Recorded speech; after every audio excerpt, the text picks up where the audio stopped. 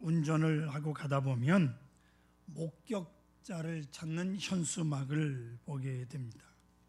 거기 보면 아주 안타까운 사연이 적혀 있는 것을 보면서 내가 그때 그 자리에 있었다면, 그 사건을 목격했다면 꼭 증언하고 싶을 때가 있습니다.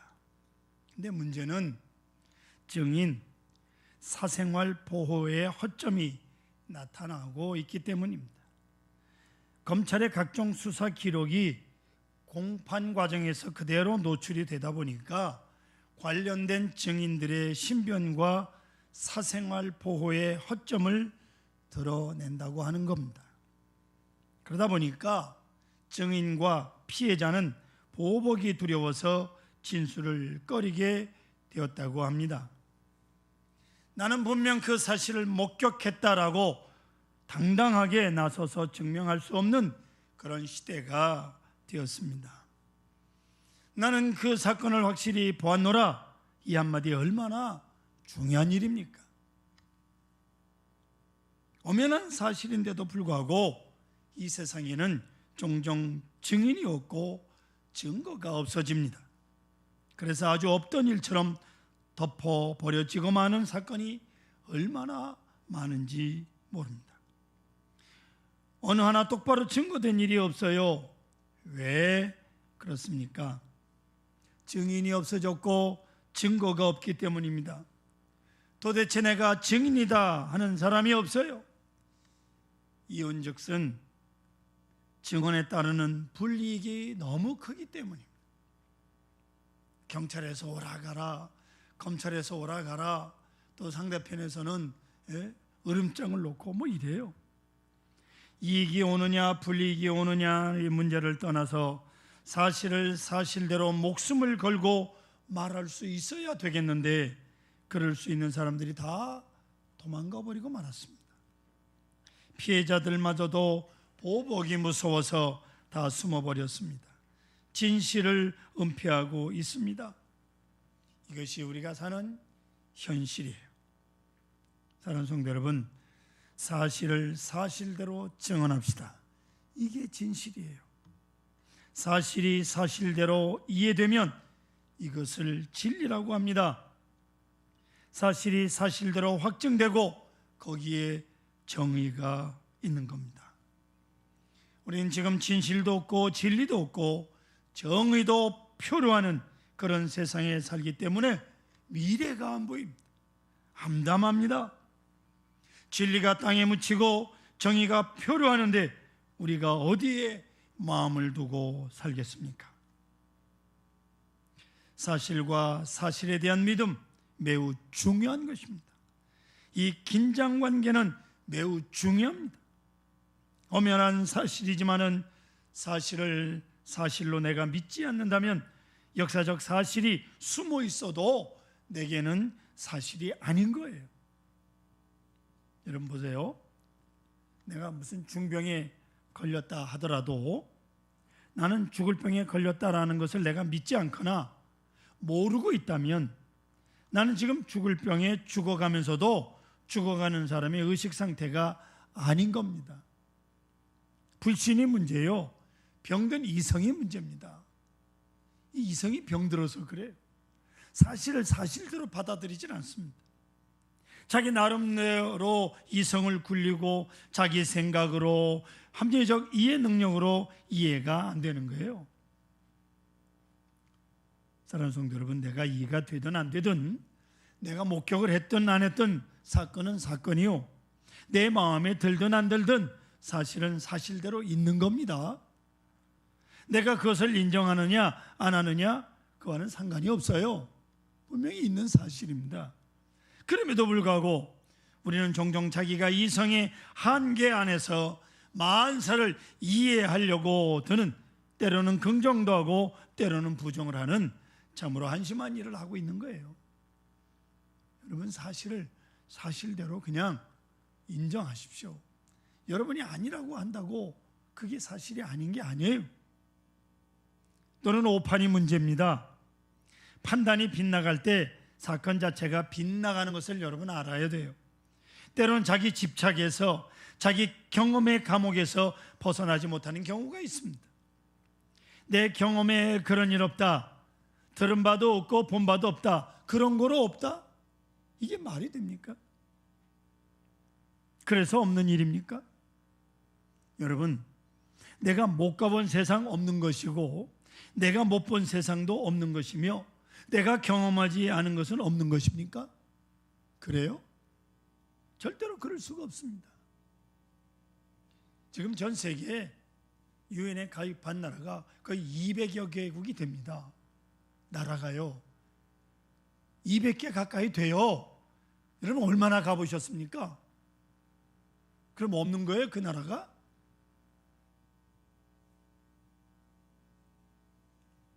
그럼에도 불구하고 자기 경험과 지식에 집착해서 진리의 엄연한 것, 사건 자체의 놀라운 진리를 부정하며 미련하게 살아가는 사람들을 봅니다. 사실됨과 진리됨을 모독하면서 사는 우리 인간들의 모습이 얼마나 많은지 모릅니다. 성도 여러분, 사실을 사실대로 믿을 때만 사건이 됩니다. 특별히 사랑에 대해서 한번 생각해 보십시오. 소중한 사랑을 받고 있다는 것, 내가 엄청난 사랑을 받고 있다는 것을 내가 믿지 않으면 그 사랑은 나와 상관이 없는 거예요. 영자씨 사랑합니다. 네. 이 사랑한 걸 알아야 되니까 이 고백을 해야 돼요, 여러분. 네. 이 대놓고 고백하려니까 영쑥스럽네. 여러분, 정말 우리가 이 사랑을 깨달을 때 한평생 기뻐하고 감사 찬송을 할 만큼 엄청난 사랑을 내가 받는데, 사랑을 받는다는 사실을 내가 믿지 않고 있는, 하나님의 사랑을 받고 있는데 그 사랑을 받고 있다는 것을 믿지 않는, 그러면 그 사랑과 나와는 아무 상관도 없고요, 내 생활은 여전히 정말로 치닫게 되는 거예요. 이해다, 논리다, 여러분 대단히 중요한 것 같으나 사실 자체와는 거리가 먼 거예요. 사실 그냥 사실대로 보면 되는데 그걸 뭘 이해한다, 논리로 푼다, 그런 소리 하지 마세요. 한번 불신의 노예가 되기 시작하면 진리와 의를 벗어나 표류하는 그런 인생을 살게 된다는 거 깊이 깨달으시기 바랍니다. 예수님의 부활 사건, 엄연한 사실이고 엄연한 사건이 올시다. 그러나 예수님 그 당시로부터 지금까지 믿는 자가 있고 안 믿는 자도 있습니다. 성도 여러분, 이걸 아셔야 돼요. 어떤 사건이든 그것을 믿는 자가 있고요, 안 믿는 자가 있습니다. 예수님 부활 사건에 대해서 기록한 성경을 자세히 보시면 이상하게도 그가 믿었다라고 하는 말씀보다 오히려 의심하는 자가 있더라 하는 말씀이 더 많아요. 당연하죠. 나도 의심했을 텐데 누군들 그걸 의심하지 않겠습니까? 여러분 부활했다는 사실을 처음부터 여러분 믿으셨습니까? 의심했다고 하는 거 아주 당연한 겁니다. 하지만 잘 들으세요. 이 엄청난 사건에 직면하게 되는데 그것은 내가 예수 믿었다는 거예요. 할렐루야. 내가 예수 믿었다는 거예요.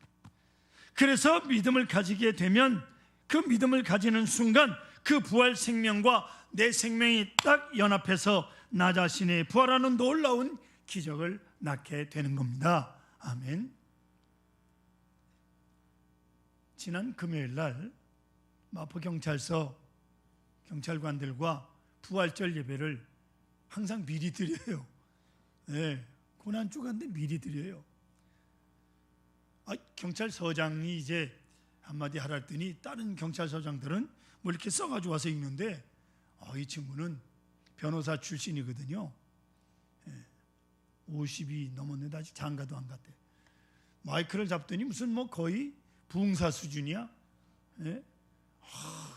이 부활을 우리 경찰관들이 이미 부활했대. 그래서 경찰관이 되는 순간 자기들은 아주 약한 사람들을 도와주는 사람으로 부활했습니다. 이루고 부활을 설명하더라고요. 경찰관이 되는 순간 자기네들 부활했대. 새로운 사람으로. 그러나 여러분 믿으면 부활을 믿지만 믿지 않을 때는 이 엄연한 사실도 아주 상관이 없는 거예요. 아무 상관이 없는 거예요. 그러므로 부활 사건과 부활 신앙, 이건 매우 중요한 관계가 있는 거예요. 이 문제를 성경은 아주 드라마틱한 구구절절 잘 설명하고 있는데요. 예수님을 3번이나 부인했던 베드로, 인간적으로 예수님 앞에 참 못할 짓을 했지요. 그런데 예수님께서 부활하셨습니다. 딱 하고 부활해서 베드로를 만나셨어요. 놀라운 얘기 아닙니까? 부활하신 예수님께서 베드로를 만나 주신 거예요. 3번씩이나 모른다고 부인한 그 베드로를요, 저 같으면요 쳐다보지도 않을 겁니다.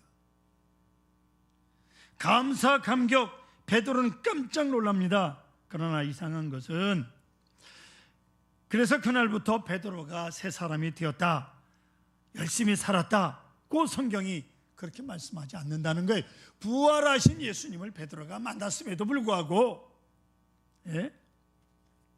그 사람 베드로, 부활하신 예수님을 몇 번 만나고 나서 부활한 건 사실이다 라고까지는 생각한 것 같은데, 그 다음에 하는 말이 뭐냐면 나는 물고기 잡으러 가노라, 이러는 거예요. 부활하신 주님을 눈으로 보았음에도 불구하고, 그리고 옛 직업으로 돌아간 겁니다. 이게 웬일입니까? 우리는 그 점을 깊이 생각을 기울여야 됩니다. 예수님의 부활, 그 객관적 사실과 나 무슨 관계가 있느냐, 그것입니다. 믿지만 믿은들 그것과 나와 무슨 관계가 있느냐, 이겁니다. 여기에 문제가 있는 거예요. 그래서 여러분, 부활절과 오순절은 아주 중요한 관계가 있어요. 저 오순절 마가의 다락방에 성령의 역사가 없다면, 오순절이 없는 부활절이라면 그건 그냥 객관적 사건이고 객관적 진리로 남습니다. 그러나 부활절 없는 오순절이라고 하면 덧없는 신비주의에 사로잡히게 되는 거예요. 사건과 그에 대한 신앙, 이것이 서로 연합해서 귀중한 역사를 이루게 되는 겁니다.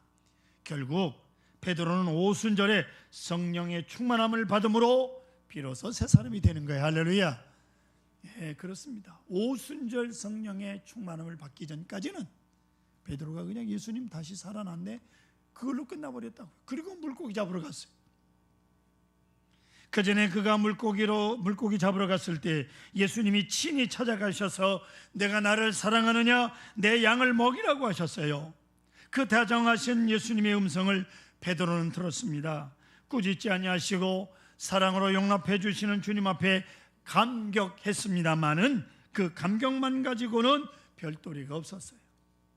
문제는 성령 충만하게 될 때, 그 부활하신 예수님에 대한 부활신앙을 가지게 되고, 그 부활신앙의 사람이 될 때 부활의 증인으로 새롭게 생을 시작하게 되는 것입니다.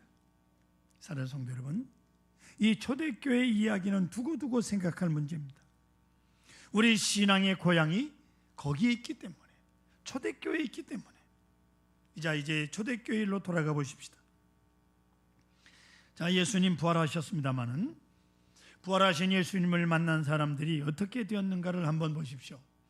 대제사장, 빌라도, 가야바, 바리새인, 로마 군인, 그리고 많은 유대인들이, 이런 사람들이 예수님을 십자가에 못 박았어요. 저들의 지식, 저들의 경건, 저들의 신앙적 상식으로는 이 예수님 마땅히 죽어야 한다, 그것 아닙니까? 그래서 형식적이지만 재판을 하고 예수님을 거짓 증인들을 내세워 정죄하고 십자가에 못 박았어요. 빌라도도 나름대로 저는 죽어 마땅하다고 생각해서 예수님을 십자가에 못 박도록 내주었습니다. 그래서 예수님은 죽으셨어요. 하지만 이제 하나님께서 부활시킵니다. 여기에 문제가 있는 거예요. 예수님 죽은 것으로 끝나면 저들이 승리한 거죠. 자, 우리는 예수님을 죄인으로 십자가에 못 박았어요. 그런데 하나님께서 주님을 의인으로 살리셨습니다. 우리는 그를 죽어 마땅한 죄인이라고 해서 죽였는데 하나님은 아니다라고 하시고 높여서 의인으로 삼아 영화롭게 부활시켰다, 그 말이에요. 그러면 이 순간 예수님을 십자가에 못 박았던 사람들은 다 죄인이 되는 거예요. 다 죄인.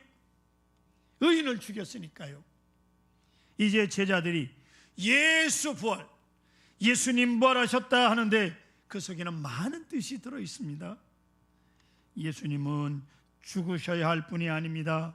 죽여서는 안 될 뿐입니다. 예수님을 죽인 사람 다 용서받을 수 없는 죄인입니다 라고 하는 메시지가 예수 부활 속에 담겨져 있다 그 말이에요. 예수님 죽어 마땅하다고 죽였으면 죽은 걸로 끝날 텐데 부활하니까 죽인 게 잘못된 거죠. 그렇다면 이 완악한 무리들 앞에 예수 부활 이렇게 말해놓고 살아남을 수 있겠습니까? 예?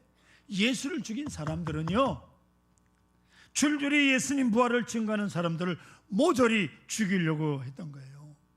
그래서 사도 바울이 바울 되기 전에 예수 믿는 사람들을 죽이려고 다메섹까지 다름질 치려고 그리고 예수 믿는 사람들을 죽였잖아요.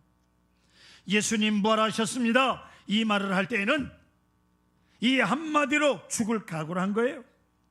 예수님과 함께 십자가에 못 박혀 죽을 각오를 하고야 그 말 한마디를 할 수 있는 겁니다. 자, 죽을 각오를 하고 우리 예수의 부활을 외쳐보십시다. 예수 부활. 이 죽을 각오를 하고 외쳤던 거예요. 초대교회는. 예? 어제나 오늘이나 증인에게는 용기가 필요한 겁니다. 비상한 용기가 필요한 거예요. 여러분, 공교롭게도 증인, 증거라고 하는 말을 헬라어로 하면 증인은 마르티레스, 증거는 마르티리아 이렇게 되어 있습니다. 그런데 순교자를 영어로 하면 마로 이렇게 되어 있어요. 예? M-A-R-T-Y-R. 예. 근데 영어 발음이 얼마나 어려운지요. 마로 이렇게 되어 있어요. 증거라는 헬라어를 그대로 옮겨서 영어로 발음하면 순교자가 되는 거예요. 증인이 순교자요, 순교자가 증인. 부활의 증인은 뭐요? 순교자입니다. 보세요. 예수님 부활하셨습니다라고 말해놓고 그래서 누가 죽이겠다고 하면, 그 죽이겠다고 덤비면 도망가 있겠습니까, 여러분? 예수님 부활하시고 예수 믿는 나도 부활한다라는 것을 믿는다면 당당하게 죽어야 되지 않겠습니까? 특별히 예수님 이름으로 죽는 것은 최대의 영광이지요. 그래서 순교자만이 부활의 증인이 되는 거예요. 부활의 증인은 죽음을 넘어서는 것이옵니다. 사망 권세를 넘어서는 것입니다. 오늘 본문 15절 보세요. 우리가 이 일의 증인이라고 말합니다. 예수님 부활에 대해서, 부활 사건에 대해 내가 증인이라고 고백을 해요. 이 얼마나 놀랍습니까? 얼마나 큰 용기입니까? 얼마나 확실한 믿음입니까? 윌리엄 제임스라고 하는 교수가 종교적 경험의 다양성이라고 하는 책을 썼는데, 이 책에서 윌리엄 제임스 교수는 성숙한 종교적 인격을, 그것을 가리켜서 성자성이라고 합니다. 성자. 그만이 성자가 아니라 성자성을 가진 성숙한 성도라면 다음과 같은 철학과 삶의 자세로 살게 마련이라고 네 가지를 들어 설명합니다. 여러분, 성숙한 성도들, 성자성을 가진 성도들은 어떻게 사느냐? 첫째, 세상의 일상적 이해관계에서 벗어나 보다 넓은, 보다 큰 삶의 비전을 가지고 산다는 겁니다. 일상적인 이해관계, 즉 조금 더 벌면 어떻고 못 벌면 어떻습니까? 잃으면 어떻고 얻으면 어떻습니까? 오래 살면 어떻고 적게 살면 어떻습니까? 그게 중요한 게 아니라는 거예요. 보다 넓고 크고 위대한 세상을, 저 앞을 향한 비전을 가지고 사는 것, 그것이 바로 성자성입니다. 두 번째로, 절대자인 하나님과 자신의 생명 사이에 친의 연속성을 가지고 사는 것이 성숙한 성도들. 하나님께서 나를 사랑하십니다. 그 사랑 안에 내가 살고 있습니다 라고 고백하는, 그가 내 안에 계시고 내가 그 안에 있습니다. 그 섭리 안에 내가 있는 거예요. 하나님의 위대한 역사에 내가 고용되고 있다. 그런 가치관, 그런 정체의식을 가지고 사는 사람이 성숙한 성도예요. 세 번째로, 이기적 폐쇄성에서 벗어나 자유롭고 초월적인 마음의 기성을 가지고 산다는 거예요. 참 좋은 말입니다. 이기적 폐쇄성, 여기에 노예가 될 때 사람 참 비참합니다. 자기밖에 모르는 사람이거든요. 그 얼마나 비참해요. 돈 한 푼 쓰지 못하고 부들부들 떨다가 죽으면 뭐 하려고요, 그거? 예? 여러분, 이제 우리가 진정으로 종교적으로 깊은 은혜, 성숙한 성도가 되면 여기서 자유롭습니다. 나 중심의 생활로부터 완전히 벗어나 삽니다. 그게 바로 성도의 모습이죠. 네 번째로, 감정의 중심이 좋아 있는 사랑과 애정으로 진행이 되고 율법적이고 도덕적인 인격과는 달리 초월적인 차원에서 산다는 거예요. 성도 여러분, 가장 무서운 것이 뭐냐면 율법이에요. 율법주의예요. 또 무서운 것이 뭐냐? 죽음입니다. 그러나 성숙한 그리스도인들은 율법 그리고 사망 권세를 다 이기고 초연하게 자유인으로 사는 사람들입니다. 할렐루야. 누구도 그를 심판할 수가 없어요. 누구도 그를 비판할 수가 없습니다. 누구도 그를 말리지 못합니다. 당당한 그런 사람으로 살아가는 거예요. 그리고 그런 사랑을 베풀며 산다. 그리고 그는 사랑을 베풀며 산다. 이렇게 말합니다. 사랑하는 성도 여러분, 십자가 속에 거기에 하나님의 사랑이 계시되어 있어요. 부활 사건 속에 우리를 의롭다 하시는 증거가 있고 영원한 하나님 나라가 약속되어 있는 거예요. 이 부활의 약속을 믿고 십자가 사건에 엄청난 의미를 부여하며 오늘 내가 저는 십자가 속에 많은 신비로운 의미가 있음을 순간순간 해석하며 살아가시기를 바랍니다. 예수님은 부활 바라보셨기에 십자가를 쉽게 편안하게 지실 수 있었던 겁니다. 그래서 예수님은 요한복음 16장 16절에 이렇게 말합니다. 조금 있으면 너희가 나를 보지 못하겠고 또 조금 있으면 나를 보리라, 이렇게 말씀하고 있습니다. 부활의 아침을 바라보고 가시는 그 길에 십자가라고 하는 거, 그 사건 별거 아니에요. 왜? 부활이 있으니까. 할렐루야. 여러분, 당연한 겁니다. 오늘 우리 그리스도인들이 바로 이런 신앙으로 살아야 돼요. 고난이 있습니까? 부활을 바라보십시오. 고통이 있습니까? 부활을 바라보시고 사시기를 축원합니다. 종교개혁작가 알뱅은 신앙의 세 가지 영역을 말하는데, 첫째는 성서적 지식임. 성경적 지식이 없이는 신비주의에 빠집니다. 여러분, 기도 1시간 하려면 성경을 1시간 읽고 기도를 해야 되는 거예요. 두 번째는 경험입니다. 신앙적 체험이 없으면 한낱 신념으로 관념주의에 빠져듭니다. 신앙의 체험을 가지세요. 세 번째로 봉사입니다. 봉사가 없으면 그 믿음은 자라지 않습니다. 그렇습니다, 여러분. 베드로는 부활 사건 앞에 부활 신앙을 가지고 그리고 사랑을 실천하며 살아갑니다. 부활 신앙의 증인으로 살았습니다. 용기 있고 거침없이 온전한 자유인으로 살게 된 것입니다. 이렇게 믿음으로 살아갈 때 주님께서 그와 함께 하셔서 큰 표적이 따랐던 거예요. 자, 오늘 본문 앞에 사건을 보세요. 성전 비문에 나면서부터 안전병이 된 사람을 베드로가 벌떡 일으킵니다. 이로 인해서 사람들이 깜짝 놀랄 때 베드로가 아주 겸손하게 증거를 합니다. 여러분, 놀랄 것 없습니다. 여러분들이 죽인 예수님께서 부활하시고 그분이 나와 함께 하셔서 여기에 이 표적을 주셨습니다 라고 말합니다. 본문 13절, 14절, 15절 여러분 보세요. 아브라함과 이삭과 야곱의 하나님 곧 우리 조상의 하나님이 그의 종 예수를 영원롭게 하셨느니라. 너희가 그를 넘겨주고 빌라도가 놓아주기를 거리한 것을 너희가 그 앞에 거부하였으니 너희가 거룩하고 의로운 일을 거부하고 도리어 살인한 사람을 놓아주기를 구하여 생명의 주를 죽였도다. 그러나 하나님이 죽은 자 가운데서 그를 살리셨으니 우리가 이 일의 증인이라고 말씀하고 있습니다. 사랑하는 성도 여러분, 오직 부활의 능력, 오직 부활의 증인으로 부활신앙으로 살 때 비록 모순된 세상을 살아간다고 할지라도 밝은 세상을 바라보시고 절망으로 치닫는 와중에서도 역사 저 건너편에 있는 밝은 세상을 바라보시면서 가장 활기 있고 용기 있고 생명력 넘치는 그런 부활의 증인의 생을 살아가시기를 축원합니다.